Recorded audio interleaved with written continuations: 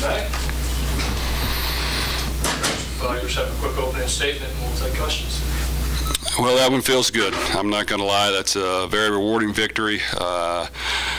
You know, we felt Middle Tennessee was a very good football team, and we still think they are. They've played a good schedule, good competition, and for our guys to come out in the first half and play like that, you know, I couldn't be any happier, couldn't be prouder of them. You know, we've got a great group of guys that have great character. They enjoy the game of football. They like just working and getting better.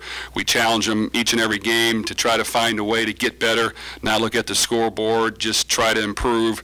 I think we got coaches and players on our staff that are man enough to be critical of ourselves, and when there's problems, we try to identify them and fix them. So, you know, the last 3 games, I'm extremely happy, but this one here really tops it off. I'm proud of our guys, and to play that way in the first half is just remarkable. Last 3 games, you guys have come out right out of the chute. Really longer than that, but it just seems like you guys have put the opponent away so quickly in these last 2 games. Well, it definitely helps. When you can get up to a lead, it helps everybody. And, you know, we try to be aggressive early on. We try to take shots. We've got playmakers on offense that have gotten it done. We're protecting well. We're trying to be creative. We're trying to have fun with it. And then when we get up a lead, it helps. It helps the defense, it helps the special teams, it helps everybody. And without question, that's important for us, getting off to a good start. We want to be aggressive. But, you know, our guys are executing. So, yes, it's the way we want to start our games. It really helps us secure a win. Anthony Wales, 100 yards, had to look good today. Well, I think he's going to continue to get better. You know, I thought last week he was a little rusty.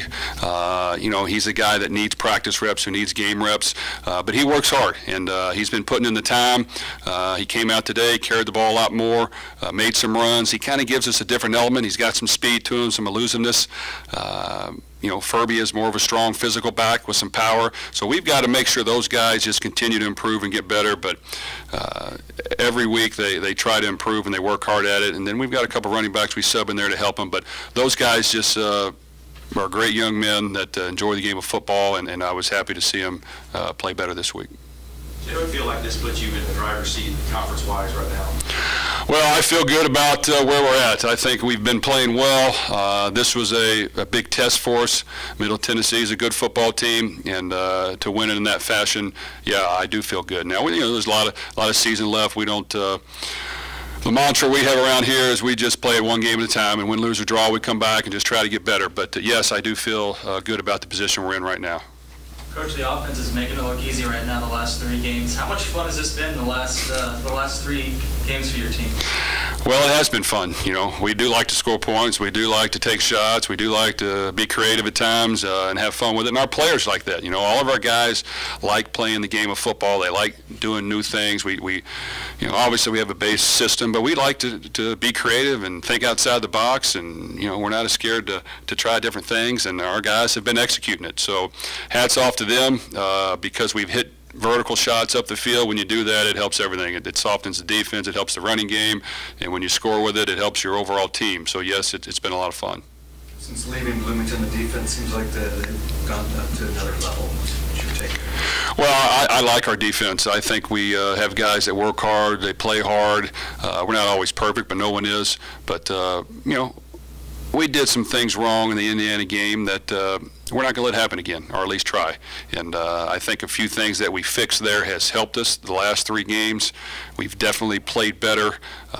We've gotten stops. We've gotten off the field for the most part better on 3rd downs.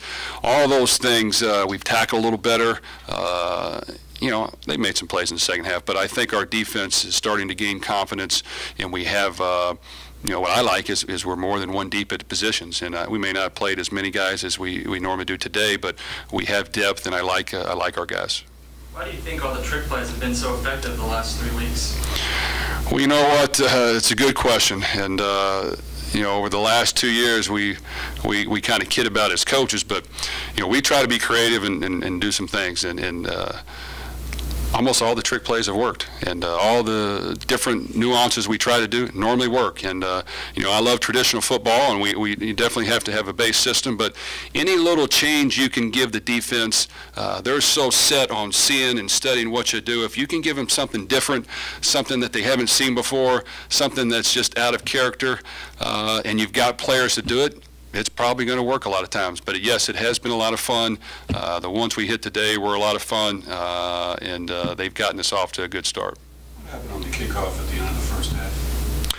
Well, you know, I'm a big believer in squibbing the ball when I don't want to give up a deep return, and I think it's the second time we've done this. But so we practice a hard squib, and we try to hit it up in there. And if there's a guy in the way, hey, he better get out of the way or try to catch it. But I think it's the second time we were able to do that. We were just trying to squib it hard up the field. You know, I don't like a soft. We want to squib it hard, and with that, it gets farther up the field. And just like twice this year, sometimes it's going to ricochet and normally bounce back to us. Now, I haven't seen it happen twice like that in the span of like 2 or 3 games, but we just try the hard squib when we don't want to give up a return. How do you know as a coach when to tap the brakes when you've got a huge lead? Well, I'm not going to lie. I mean, I tapped the brakes in the second half, and, you know, I wanted our guys to come out and compete. But, you know what, when you have a good lead, you know, the last thing I want to do is get one of our good players hurt just trying to, you know, score a lot of points and run up stats. I'm really not into that. I want to win the football game. I wanted to work on our running game. You know, I don't believe in running the score up on people either. But, you know, we wanted to execute, and, you know, we executed okay, not great. But, yeah, we tapped on the brakes, and that was you know, my fault, but you know, I want to make sure that, you know, we get to the next game with our players ready to go, and I felt like we played a good first half, and I felt like we were in control, and I wanted to work on a few other things. Do you have a formula in your head that says this many points, this many points? No, not after the 49-14 thing in the Bahama Bowl. I don't, but I did feel good about where we were at. Now they went down and scored, and right off the bat, but you know, we were working the clock. We were moving the ball a little bit at least. There's not a set formula, you know. Obviously, if the game's close at all, in our opinion, we're going to try to score and do what we do. But we were conservative in the second half. Talk about carrying this momentum, you know, on a short week on the road. Well, you know, I want our guys to enjoy this. They worked hard at it. You know, you spend a lot of time and you're focused and you try to do whatever you can to get better, and we ask our guys just to give us a little, each give us a little bit more, because in our opinion the difference between winning and losing is so small that if we're all giving a little bit more, it's going to add up. But you know, we're going to come back as a short week. I'm sure, you know, we won't change the plan a whole lot, but we'll have to get going on the film, get our guys healthy and revved up, take care of them for the most part, get them mentally sharp, maybe not as physical this week, and get ready for a short week in a row game, which actually now we got 3 in a row that we've got to go try to win. The other day you mentioned you hadn't beaten them at home since '89. How important was that to you to get that monkey off your back, and then how much did you tell the players about that? Oh, we talked about it a lot, and you know, this is our rival, and Middle Tennessee, in our opinion, is a good football team. I'll give them credit. They're well coached. I like Coach Stockstill. He does a good job. They play good football. They got good players. We just happen to have their number today, and I think our guys were into it. They were focused. You know, not winning since 1989, losing the way we did last year, not being able to win a lot against them lately. All those things factor into it. And when you play against guys that are located close to you and you're familiar with a lot of them, and some guys maybe went to school with them or from the same area, you know, it's important to try to get a win. So our guys definitely worked hard at this one. It meant a lot. And it's always great to do it at home in front of your fans, because that's the 12th man, and it was great to get that monkey off our back. The play with Nicarius, does that have a name? Do you get the trick play's name? Well, the other one has a name. That one is we just call double pass. So that one we just yeah, it is. The other one we call money one. So that's a better. You know, we try to, as we go to game, money one, money two, you know, we kind of give names to it that way, just because we'd like to go no huddle. When you give it a name, it's easier. This one, you know, it was a boring double pass. But I tell you what, it couldn't get more open than that. And you know what? What's interesting is Nicarius. When I was recruiting him, I remember going and watching him practice before their state championship game, and Coach Wallace had him repping some trick plays, and they must have ran about 8 in a row, and all 8 of them were some type of reverse pass thrown by him, and he dropped it on a dime every time. I remember coming back and telling our coaches, then this is when I was assistant, I said, Coach, this guy throws better than most of our quarterbacks. I mean, he can throw it.